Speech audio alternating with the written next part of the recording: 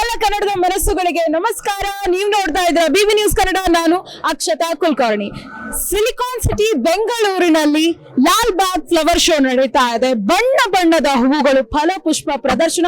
ಇದು 219ನೆಯ ಫಲಪುಷ್ಪ ಪ್ರದರ್ಶನವಾಗಿದೆ. ವಿಶೇಷವಾಗಿ ಜನವರಿ 26 ಹಾಗೆ ಆಗಸ್ಟ್ 15 ಈ ಎರಡು ತುಂಬಾನೇ ಯೂನಿಕ್ ಆಗಿರುವಂತಹ ನಮ್ಮ ರಾಷ್ಟ್ರೀಯ ಹಬ್ಬ ಆಗಿರೋದ್ರಿಂದ ಫಲಪುಷ್ಪ ಪ್ರದರ್ಶನ ಇಲ್ಲಿ ಮಾಡಲಾಗುತ್ತೆ. ಪ್ರತಿ ಬಾರಿಯೂ ಕೂಡ ಒಂದು ಡಿಫ್ರೆಂಟ್ ಆಗಿರುವಂತಹ ಥೀಮ್ ಇರುತ್ತೆ. ಈ ಬಾರಿ ಸಾಹಿತಿ, ಬರಹಗಾರರು, ಫೋಟೋಗ್ರಾಫರ್, ಮೀನ್ ಹಿಡಿಯೋದು ಒಂದ ಎರಡ ಎಲ್ಲದರಲ್ಲೂ ಅಷ್ಟು ಆಸಕ್ತಿ, ಪ್ರೀತಿ, ಜೀವನದ ಮೇಲಿರುವಂತಹ ಅವರ ಕುತೂಹಲ ಎಲ್ಲವನ್ನ ಅವರು ತೊಡಗಿಸಿಕೊಂಡಿರುವಂಥದ್ದೇ ಆಗಿದೆ. ಬೇರೆ ಯಾರೂ ಅಲ್ಲ, ತೇಜಸ್ವಿ ವಿಸ್ಮಯ. ಕೆಪಿ ಪೂರ್ಣಚಂದ್ರ ತೇಜಸ್ವಿ ಅವರನ್ನ ಇಟ್ಕೊಂಡು ಈ ಬಾರಿಯ ಥೀಮ್ ಅನ್ನ ಪ್ಲಾನ್ ಮಾಡಲಾಗಿದೆ. ಇದು ಜನವರಿ 26 ತನಕ ಇರುತ್ತೆ. ನೀವೆಲ್ಲರೂ ಬರಬೇಕು. ಹಾಗೆ ಇಲ್ಲಿ ಫಲಪುಷ್ಪ ಪ್ರದರ್ಶನ ಎಷ್ಟು ಅದ್ಭುತವಾಗಿದೆ, ಜನ ಏನ್ ಹೇಳ್ತಾರೆ, ಯಾವ ರೀತಿಯಾಗಿ ಅರೇಂಜ್ಮೆಂಟ್ ಇದೆ, ಎಲ್ಲವೂ ನೋಡೋಣ ಬನ್ನಿ.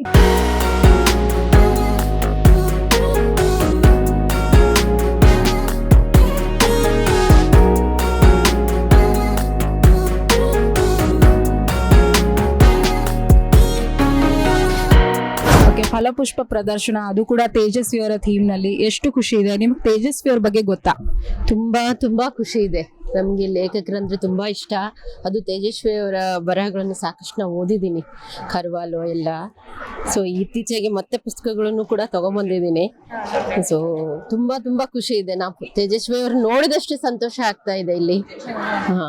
ಅವರ ಬರಹ ಮತ್ತು ಬದುಕಿನ ಬಗ್ಗೆ ಸಾಕಷ್ಟು ವಿಸ್ತಾರವಾಗಿ ಈ ಚಿತ್ರಗಳನ್ನ ಮುಖಾಂತರನೇ ಅವರು ಹೇಳಿದ್ದಾರೆ. ಸೊ ತುಂಬಾ ಖುಷಿ ಇದೆ. ಪ್ರತಿ ವರ್ಷ ಈ ಫಲಪುಷ್ಪ ಪ್ರದರ್ಶನಗೆ ನೀವು ಬರ್ತೀರಾ? ಬರ್ತೀನಿ, ಪ್ರತಿ ವರ್ಷ ಬರ್ತೀನಿ. ಈ ಸತಿ ನಿಮ್ಗೆ ಎಷ್ಟು ವಿಶೇಷ ಅನ್ಸುತ್ತೆ? ಯಾಕಂದ್ರೆ ತೇಜಸ್ವಿ ಅವರು ಒಬ್ಬ ಫೋಟೋಗ್ರಾಫರ್ ಆಗಿರ್ಬೋದು, ಪೇಂಟರ್ ಆಗಿರ್ಬೋದು, ಅಂದ್ರೆ ಅವ್ರಿಗೆ ಯಾವ್ದ್ರಲ್ಲಿ ಆಸಕ್ತಿ ಇತ್ತು ಪ್ರತಿಯೊಂದು ಎಳೆಯಾಗಿ ಇಲ್ಲಿ ಪ್ರದರ್ಶಿಸಲಾಗ್ತಾ ಇದೆ. ಇದ್ರ ಬಗ್ಗೆ ತುಂಬಾ ವಿಶೇಷವಾಗಿದೆ ಈ ವರ್ಷ.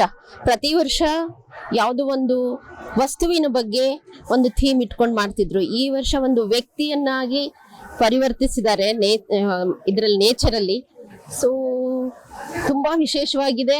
ಪ್ರತಿಯೊಂದು ಚಿತ್ರನೂ ಒಂದೊಂದು ಕತೆ ಹೇಳ್ತಾ ಇದೆ. ಅವರ ಪುಸ್ತಕಗಳನ್ನು ಓದಿದವರಿಗೆ ತುಂಬಾ ಖುಷಿ ಅನಿಸ್ತಾ ಇದೆ. ನನಗಂತೂ ತುಂಬಾ ಸಂತೋಷ ಅನಿಸ್ತಾ ಇದೆ. ಆ ಕಲಾವಿದ್ರ ಬಗ್ಗೆ ಏನ್ ಹೇಳ್ತೀರಾ? ಅಷ್ಟೊಂದು ಕಷ್ಟಪಟ್ಟು ಪ್ರತಿಯೊಂದು ಎಷ್ಟು ಅದ್ಭುತವಾಗಿ, ದೇ ಆರ್ ಜಸ್ಟ್ ಅಮೇಝಿಂಗ್. ತುಂಬಾ ಶ್ರಮ ಪಟ್ಟಿದ್ದಾರೆ. ಇಷ್ಟೊಂದು ಆ ಒಂದು ನೇಚರ್ ಅಲ್ಲಿ, ಆ ಮಾಸ್ ಅಲ್ಲಿ, ಅಷ್ಟು ದೊಡ್ಡ ಗುಡ್ಡ, ಆ ಝರಿಗಳು, ಆ ಹಕ್ಕಿಗಳು, ಇಷ್ಟೊಂದು ಎಲ್ಲ ಮಾಡೋದಕ್ಕೆ ಅವರು ಎಷ್ಟು ದಿನಗಳಿಂದ ಇಲ್ಲಿ ಪರಿಶ್ರಮ ಹಾಕಿ ಮಾಡಿದಾರೋ ಅವರಿಗೆ ಒಂದು ನಿಜವಾಗ್ಲೂ ಅನಂತ ನಮಸ್ಕಾರ ನಮ್ಮಿಂದ. ನಮ್ಮ ಕಣ್ಣು ಮನಸ್ಸು ತುಂಬೋಗಿದೆ. Thank you madam. ಎಲ್ರಿಗೂ ಒಂದ್ಸತಿ ಬಂದ್ ಹೋಗಕ್ ಹೇಳಿ. ಫಲಪುಷ್ಪ ಪ್ರದರ್ಶನ ಎಷ್ಟು ಖುಷಿ ಅನಿಸ್ತಾ ಇದೆ ನಿಮ್ಗೆ? ತುಂಬಾ ಖುಷಿ ಆಗಿದೆ. ಎಲ್ರು ಬನ್ರಿ, ನೋಡುವಂತಹ ಒಂದು ವಿಶೇಷವಾದ ಫಲಪುಷ್ಪ ಪ್ರದರ್ಶನ ಈ ಸಾರಿ. ಇದು ಸ್ಪೆಷಲಿ ಕುವೆಂಪು ಅವರು ಮತ್ತು ತೇಜಸ್ವಿ ಅವರ ಪೂರ ಬದುಕಿನ ಒಂದು ಚಿತ್ರಣವನ್ನೇ ಇಲ್ಲಿ ಕೊಡುತ್ತೆ. ನಿಮ್ಗೆ ಪುಸ್ತಕ ಓದಿದಷ್ಟೇ ಖುಷಿ ಅನ್ಸುತ್ತೆ. ಅದಕ್ಕೆ ಬನ್ನಿ, ನೋಡಿ, ಆನಂದಿಸಿ. ಈ ಫಲಪುಷ್ಪದ ಈ ಪ್ರದರ್ಶನಕ್ಕೆ ನಾವು ಪ್ರತಿ ವರ್ಷನೂ ಬರ್ತಾ ಇರ್ತೀವಿ. ಈ ವರ್ಷ ತುಂಬಾ ವಿಶೇಷವಾಗಿ ಪೂರ್ಣಚಂದ್ರ ತೇಜಸ್ವಿ ಅವರದ್ದು ಮಾಡಿರೋದು ತುಂಬಾ ಖುಷಿ ಅನ್ನಿಸ್ತಾ ಇದೆ. ಅವರ ಜೀವನ ಚರಿತ್ರೆ, ಅವ್ರು ನಡೆದು ಬಂದ ಹಾದಿ ಅನ್ನೋದನ್ನೆಲ್ಲರೂ ಚಿತ್ರಣ ಇಲ್ಲಿ ಬಿಂಬಿಸಿದ್ದಾರೆ. ತುಂಬಾ ಚೆನ್ನಾಗಿದೆ, ನೋಡಕ್ಕೆ ತುಂಬಾ ಖುಷಿ ಅನ್ನಿಸ್ತಾ ಇದೆ. ಇದನ್ನೆಲ್ಲ ನೋಡ್ತಾ ಇದ್ರೆ ಮಕ್ಕಳಿಗೆ, ಸ್ಪೆಷಲಿ ಈಗಿನ ಮಕ್ಕಳಿಗೆ ಇದನ್ನೆಲ್ಲ ತೋರಿಸಿ ಅವ್ರಿಗೆ ಇದ್ರ ಬಗ್ಗೆ ಎಲ್ಲ ಒಳ್ಳೆ ನಾಲೆಜ್ ಕೊಡಿಸ್ಬೇಕು, ಈ ತಿಳುವಳಿಕೆ ಬರಬೇಕು ಅನ್ನೋದು ನನ್ನ ಆಸೆ ಆಗಿರುತ್ತೆ. ಮತ್ತು ಈ ಪ್ರದರ್ಶನ ತುಂಬ ಚೆನ್ನಾಗಿದೆ. ವ್ಯವಸ್ಥೆಯನ್ನು ತುಂಬ ಚೆನ್ನಾಗಿ ಮಾಡಿದ್ದಾರೆ. ತುಂಬ ಆಕರ್ಷಣೀಯವಾಗಿ ಅರೇಂಜ್ ಮಾಡಿದ್ದಾರೆ. ಇದಕ್ಕೆ ನಾವು ಅವರಿಗೆ ಧನ್ಯವಾದ ಹೇಳಬೇಕು. ಪ್ರತಿ ವರ್ಷನೂ ಬರ್ತೇವೆ ಮೇಡಮ್. ಆಗಸ್ಟ್, ಜನವರಿ 2 ವರ್ಷ ಸರಿನೂ ಬಂದು ನಾವು ಇದನ್ನು ನೋಡಿಕೊಂಡು ಹೋಗ್ತೀವಿ. ಪ್ರತಿ ಸಾರಿ ಒಂದೊಂದು ವಿಶೇಷವಾದ ಒಂದು ಸಬ್ಜೆಕ್ಟ್ ಇರುತ್ತೆ. ಇದರಲ್ಲಿ ತುಂಬ ಖುಷಿ ಅನಿಸುತ್ತೆ ಇದನ್ನು ನೋಡೋದಕ್ಕೋಸ್ಕರ. ಇದನ್ನು ನಾವು ತುಂಬ ಎಂಜಾಯ್ ಮಾಡ್ತೀವಿ.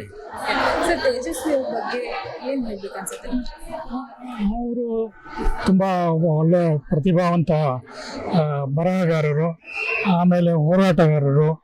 ತುಂಬ ಚೆನ್ನಾಗಿ ಈ ಹಿಂದೆ ಅವರು ಕಾಫಿ ಬೋರ್ಡ್ ಇದರಲ್ಲಿ ಆಗ್ತಿದ್ದಂಥ ಇದನ್ನು ಅದನ್ನು ವ್ಯಕ್ತಪಡಿಸಿ ಅವ್ರ ಧೈರ್ಯವಾಗಿ ಇಲ್ಲ ನಾನು ಬೆಳೆದಂಥ ಬೆಳೆನ ಮುಕ್ತ ಮಾರ್ಕೆಟಲ್ಲೇ ಮಾರ್ತೀನಿ, ನಿಮ್ಮ ಮುಖಾಂತರ ಯಾಕೆ ಮಾರಬೇಕು ಅನ್ನೋ ಒಂದು ಧೋರಣೆಯನ್ನು ತಳೆದ್ಬಿಟ್ಟು ಅವ್ರು ಮಾಡಿದಂಥ ಇದು. ಆಮೇಲೆ ಈಗ ಇಲ್ಲೇ ಅವ್ರು ಮಾಡ್ತಾ ಇದ್ದಂಥ ಎಲ್ಲ ಕಾರ್ಯಗಳನ್ನು ಅವರು ಮಾಡಿದ್ದಾರೆ, ಅದನ್ನ ಎಲ್ಲ ಪ್ರದರ್ಶನ ಮಾಡಿದ್ದಾರೆ. ಅದನ್ನು ನೋಡ್ತಾ ಇದ್ರೆ ತುಂಬ ಖುಷಿ ಅನಿಸುತ್ತೆ. ಸೊ ಅವರು ಒಳ್ಳೆಯ ಬರಹಗಾರರು, ಚಿಂತನಾಕಾರರು. ಆಮೇಲೆ ನಮ್ಮ ಈ ಕಂಪ್ಯೂಟರ್ ಇದರಲ್ಲಿ ಕನ್ನಡನ ಅಳವಡಿಸೋದಕ್ಕೆ ಅವರೆಷ್ಟು ಶ್ರಮ ವಹಿಸಿದ್ರು ಅನ್ನೋದನ್ನು ಅವರು ಪ್ರತಿಕ್ರಿಯೆ ವ್ಯಕ್ತಪಡಿಸ್ತಾ ಇದ್ದಿದ್ದು ತುಂಬ ಖುಷಿ ಕೊಡ್ತಾ ಇತ್ತು. ಒಬ್ಬ ಒಳ್ಳೆ ಬರಹಗಾರರು ಅವರು, ಖುಷಿ ಪಡುತ್ತೆ. ಜನ ಯಾಕೆ ಬರ್ಬೇಕು ನಿಮ್ ಪ್ರಕಾರ ಈಗ ನೋಡಕ್ಕೆ? ಇದು ತಿಳ್ಕೊಳ್ಳೋಂಥದ್ದು ಭಾಳ ವಿಷಯ ಇದೆ ಇದರಲ್ಲಿ ಮೇಡಮ್. ಅವ್ರದ್ದೇ ಆಗಲಿ, ಆಮೇಲೆ ಇಲ್ಲಿ ಈ ಫಲ ಪುಷ್ಪ ಪ್ರದರ್ಶನ ಏನು ಅರೇಂಜ್ ಮಾಡಿದಾರಲ್ಲ, ಇದನ್ನ ನೋಡಿ ಖುಷಿ ಪಡಬೇಕು. ಇದು ಎಷ್ಟು ಕಣ್ಣಿಗೂ ಆಗಲಿ ಮನಸ್ಸಿಗಾಗಲಿ ತುಂಬ ಒಂದು ಸ್ಫೂರ್ತಿ ಬರುತ್ತೆ, ಅದರೊಳಗೆ ಜೀವಿಸೋಂಥ ಒಂದು ಶಕ್ತಿ ಕೊಡುತ್ತೆ. ಅದಕ್ಕೋಸ್ಕರ ಇದನ್ನು ಬಂದು ಇಲ್ಲಿ ಖುಷಿ ಪಡಬೇಕು. ಇಲ್ಲಿ ಮನಸ್ಸು ಭಾಳ ಹಗುರ ಆಗುತ್ತೆ. ಇಲ್ಲಿ ಬಂದಾಗ ನಾವು ಹೊರಗಡೆ ಒಂದು ಭಾಳ ಒತ್ತಡದಲ್ಲಿರ್ತೀವಿ, ಇಂಥ ಜಾಗದಲ್ಲಿ ಬಂದು ಸ್ವಲ್ಪ ಹೊತ್ತು ನಾವು ಕಾಲ ಕಳೆದ್ರೆ ಮನಸ್ಸಿಗೆ ತುಂಬ ಶಾಂತಿ ಸಿಗುತ್ತೆ, ಭಾಳ ಖುಷಿನೂ ಕೊಡುತ್ತೆ, ನೆಮ್ಮದಿನೂ ಸಿಗುತ್ತೆ. ಅದಕ್ಕೋಸ್ಕರ ಇಲ್ಲಿ ಬಂದು ಇದನ್ನೆಲ್ಲ ನೋಡಿಬಿಟ್ಟು ಖುಷಿ ಪಡಬೇಕು, ಅದನ್ನ ಎಂಜಾಯ್ ಮಾಡಬೇಕು ಅಂತ ನಾನು ಎಲ್ಲರಿಗೂ ಕೇಳ್ಕೊಳ್ತೀನಿ. ವರ್ಷ ಸ್ವಲ್ಪ ಡಿಫ್ರೆಂಟ್ ಆಗಿ ಬರ್ತಾ ಇದೆ, ಚೆನ್ನಾಗಿ ಬಂದಿದೆ ಈ ವರ್ಷ. ತೇಜಸ್ವಿ ಅವ್ರ ಬಗ್ಗೆ ನಿಮಗೆ ಗೊತ್ತಾ? ಲಿಟ್ಲ್ ಸ್ವಲ್ಪ ಅಷ್ಟೇ. ಅವ್ರು ಮಾಡಿರೋ ಇದು ಕಾರ್ಯಗಳು ಇದು ಎಲ್ಲ ತುಂಬಾ ಚೆನ್ನಾಗಿದೆ. ನೋಡ್ದಾಗಂತೂ ಖುಷಿ ಆಗ್ತಾ ಇದೆ ನಿಮ್ಗೆ? ನೋಡ್ದಾಗಂತೂ ತುಂಬಾ ಖುಷಿ ಆಗ್ತಾ ಇದೆ. ಪೂರ್ಣಚಂದ್ರ ಸದಸ್ಯರ ಬಗ್ಗೆ ನಮಗೆ ಬರೀ ಬುಕ್ಗಳಲ್ಲಿ ಓದಿದ್ದು, ಪ್ರತ್ಯಕ್ಷವಾಗಿ ನೋಡ್ತಾ ಇರೋದು ಭಾಳ ಖುಷಿ ಆಗ್ತಾ ಇದೆ. ಅವ್ರ ಜೀವನದಲ್ಲಿ ನಡೆದಂಥ ಘಟನೆಗಳೆಲ್ಲ ಸೇರಿಸ್ಬಿಟ್ಟು ನೀವೆಲ್ಲ ತುಂಬ ಚೆನ್ನಾಗಿ ಪ್ರಿಪೇರ್ ಮಾಡಿದ್ದೀರಿ. ಇದನ್ನು ನೋಡೋದಕ್ಕೆ ಖುಷಿ ಆಗುತ್ತೆ, ಮತ್ತು ಅವ್ರ ಬಗ್ಗೆ ವಿಷಯ ತಿಳ್ಕೊಳ್ಳೋದಕ್ಕೆ ತುಂಬ ಖುಷಿ ಆಗ್ತಿದೆ.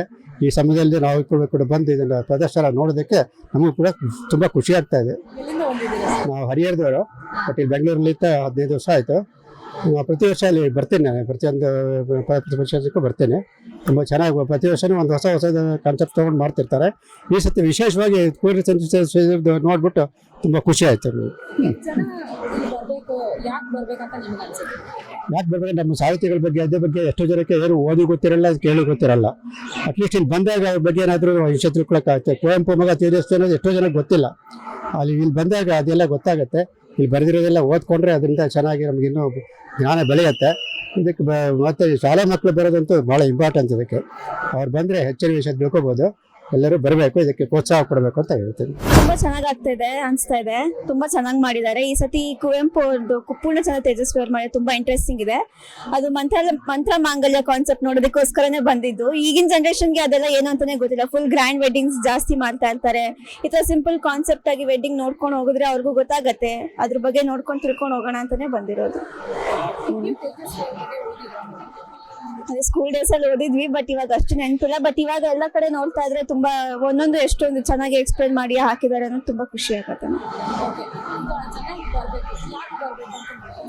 ಅದೇ ಇವಾಗ ಏನಾಗ್ತಾ ಇದೆ ಅಂದ್ರೆ ಯಾರು ಎಲ್ಲ ಫುಲ್ ಫೋನ್ ಅಡಿಕ್ಟ್ ಆಗ್ತಿದ್ದಾರೆ, ಯಾರು ಬುಕ್ಸ್ ಓದೋರಿಲ್ಲ, ಯಾರು ಇಲ್ಲ, ಏನು ನೋಡಲ್ಲ.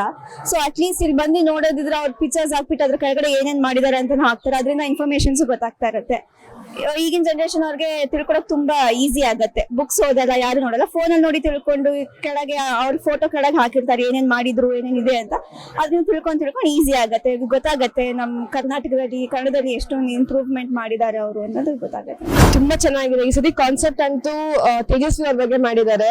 ಅಂಡ್ ಎಷ್ಟು ಅದ್ಭುತವಾಗಿ ತೋರಿಸಿದ್ದಾರೆ ಅಂದ್ರೆ, ಇವಾಗ ಅವ್ರ ಬಗ್ಗೆ ತಿಳ್ಕೊಬೇಕು ಅಂತ ಮಾತಾಡ್ಬೇಕು ಅಂದ್ರೆ ಸಾಕಷ್ಟು ಅಧ್ಯಯನ ಅಥವಾ ಎಷ್ಟೋ ಜನ ಓದಿರೋ ಬುಕ್ಸ್ ಬಗ್ಗೆ ಹೇಳ್ಬೇಕಾಗತ್ತೆ. ಬಟ್ ಇಲ್ಲಿ ಸಿಂಪ್ಲೆಸ್ಟ್ ಆಗಿ ಅವ್ರ ಏನ್ ಮಾಡಿದ್ದಾರೆ ಅಥವಾ ಅವ್ರ ಕಾರ್ಯಗಳೇನು, ಅವ್ರ ಕೆಲ್ಸಗಳೇನು, ಇವಾಗ ಅವರು ಬರೀ ರೈಟರ್ ಆಗಿ ಹೆಸರು ಮಾಡಿಲ್ಲ.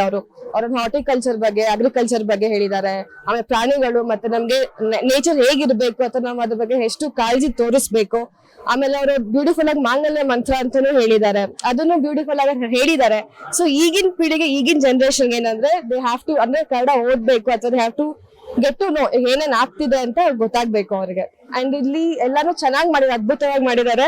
26 ತನಕನೂ ಇದನ್ನ ಹಾಗೆ ಉಳಿಸ್ಕೊಡೋದು ಅಥವಾ ಅಲ್ಲೊಂದು ಕೆಲವೊಂದು ಆಕೃತಿಗಳು ನೋಡಿದೆ. 26 BSc ಸ್ಟೂಡೆಂಟ್ ಒಬ್ರು ಅವ್ರು ಏನ್ ಮಾಡಿದ್ದಾರೆ ಆಸ್ ಅ ಪ್ರಾಜೆಕ್ಟ್ ವರ್ಕ್ ತರ.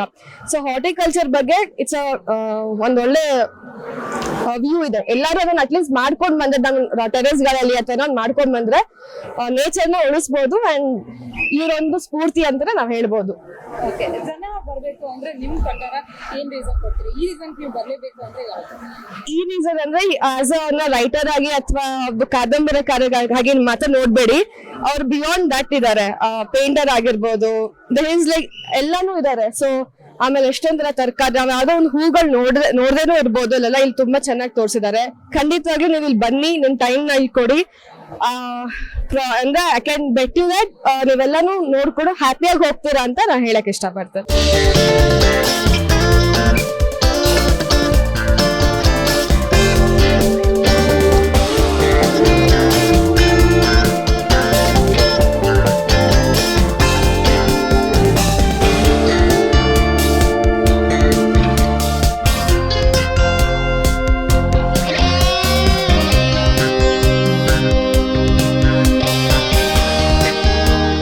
ಪೂರ್ಣಚಂದ್ರ ತೇಜಸ್ವಿ ಅವ್ರದ್ದು ಎಲ್ಲ ಲೈಫ್ ಹಿಸ್ಟ್ರಿ ಭಾಳ ಚೆನ್ನಾಗಿ, ಇನ್ಕ್ಲೂಡಿಂಗ್ ಅವ್ರ ಮದುವೆ, ಅವ್ರ ಬುಕ್ಸ್ ಬರೆದಿರೋದು ಎಲ್ಲ ರಿಯಲಿ ವೆರಿ ಗುಡ್.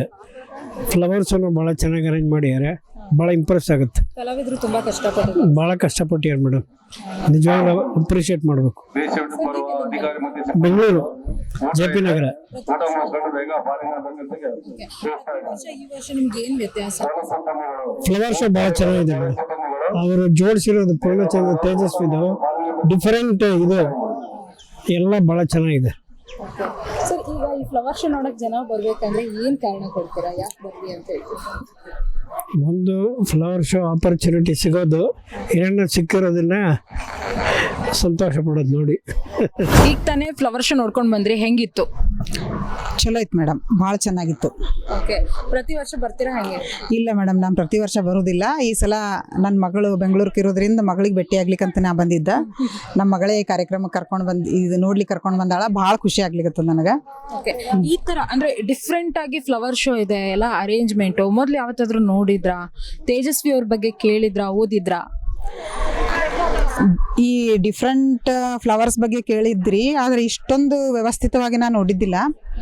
ಎಲ್ಲ ಬಣ್ಣದ ಹೂಗಳು ಎಲ್ಲ ನೋಡ್ಲಿಕ್ಕೆ ಸಿಕ್ತು, ಭಾಳ ಖುಷಿ ಆಯ್ತು ಇಲ್ಲಿ. ಆಮೇಲೆ ಪೂರ್ಣಚಂದ್ರ ತೇಜಸ್ವಿ ಅವ್ರ ಬಗ್ಗೆ ಹೇಳಬೇಕು ಅಂತಂದ್ರೆ ಓದಿದ್ದೀನಿ, ಭಾಳ ಹಿಂದೆ ಓದೀನಿ ಮೇಡಮ್, ನನಗಷ್ಟು ನೆನಪಿಲ್ಲ. ಆದರೂ ಸಹಿತ ಕುವೆಂಪು ಅವರ ಮಗನಾಗಿ ಎಷ್ಟೊಂದು ಪ್ರಸಿದ್ಧವಾಗಿದ್ದಾರೆ ಅವರು. ಆಮೇಲೆ ಕೇವಲ ಸಾಹಿತಿಗಳು ಅಷ್ಟೇ ಅಲ್ಲದೇನೆ ಚಿತ್ರಕಲೆಯಲ್ಲಿ, ಆಮೇಲೆ ಕೃಷಿಯಲ್ಲಿ, ಓದುವುದರಲ್ಲಿ, ಪುಸ್ತಕ ಬರೆಯುವುದರಲ್ಲಿ, ಪ್ರತಿಯೊಂದರಲ್ಲಿ ಹೆಸರು ಗಳಿಸಿ ಅಮರರಾಗಿದ್ದಾರೆ ಅಂತ ಹೇಳಿಕ್ ನಾನು ಇಷ್ಟಪಡ್ತೀನಿ. ಆಮೇಲೆ ಇನ್ನೂ ಒಂದು ಏನಂತಂದ್ರೆ ಇಲ್ಲಿ ಬಂದು ಓದ್ ಬಳಕ ಅವ್ರ ಬಗ್ಗೆ ಇನ್ನೂ ಹೆಚ್ಚಿಗೆ ಓದ್ಬೇಕಂತ ನನಗೆ ಮನಸ್ಸಿನ ಭಾಳ ಕುತೂಹಲ ಆಗ್ಲಿಕ್ಕತ್ತದ.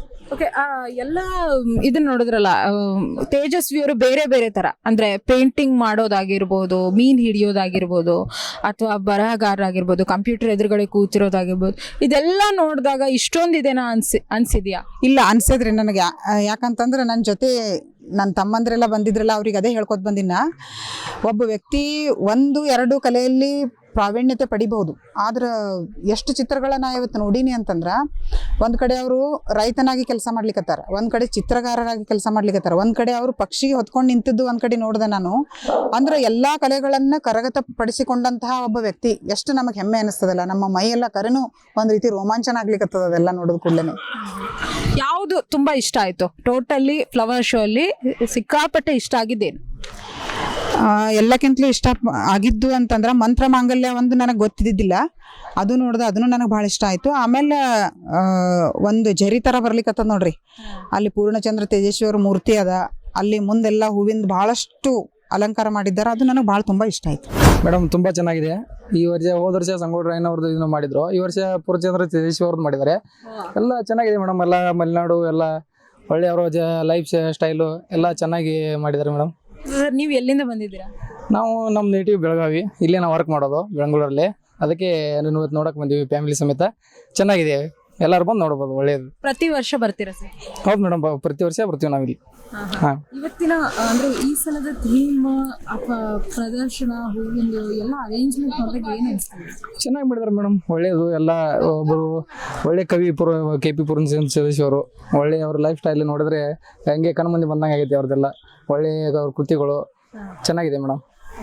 ತುಂಬಾ ಇಷ್ಟ ಆಗಿದೆ ಅವ್ರದ್ದು. ಅದೇ ಬೆಟ್ಟ ಗುಡ್ಡ ಮಲೆನಾಡು ಸ್ಟೈಲ್ ಮಾಡಿದ್ರಲ್ಲ ಮೇಡಮ್, ಅವ್ರದ್ದು ಅನುಭವಿಸಿದಂಥ ಎಲ್ಲ ಇವನು ಎಲ್ಲ ಮಾಡಿದ್ರಲ್ಲ ಮೇಡಮ್, ಅದು ಒಳ್ಳೇದು ಅನ್ಸುತ್ತೆ ಮೇಡಮ್. ಇಲ್ಲಿ ಬರ್ಬೇಕಂದ್ರೆ ಏನ್ ಹೇಳ್ತೀರಾ, ಯಾಕೆ ಬರ್ಬೇಕಂತ?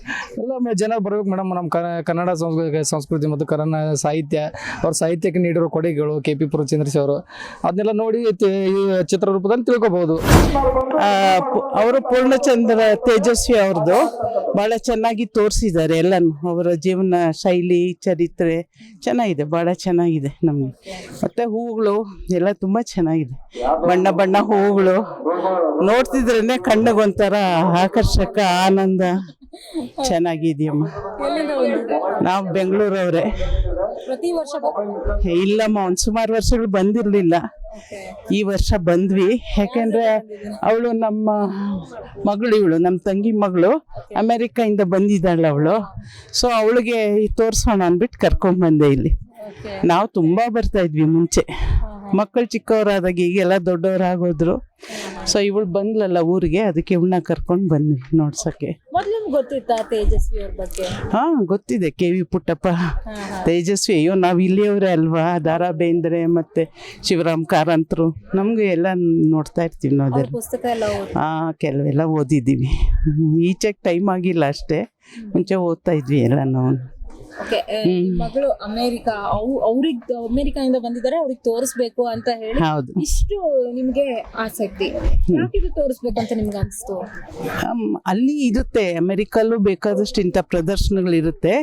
ಅವ್ರಿಗೆ ತೋರ್ಸೋಕೆ ನಮ್ಮೂರಲ್ಲೂ ಇದೆ, ಬರೀ ಅಲ್ಲೊಂದೇ ಕಡೆ ಅಲ್ಲ, ಇನ್ನೂ ಹೆಚ್ಚಿನ ಇದು ಇದೆ. ಇಲ್ಲೂ ಬಂದು ನೋಡು, ನಮ್ಮ ಲಾಲ್ಬಾಗ್ ತೋಟ ನೋಡಿದ್ರೆ ನಿಮ್ಗೆ ಒಂದು ಅಂದಾಜು ಬರುತ್ತೆ, ಬೇಕಾದಂಗೆ ಇದೆ ಅಂತ ಅಂದ್ಬಿಟ್ಟು ಅಷ್ಟೇ.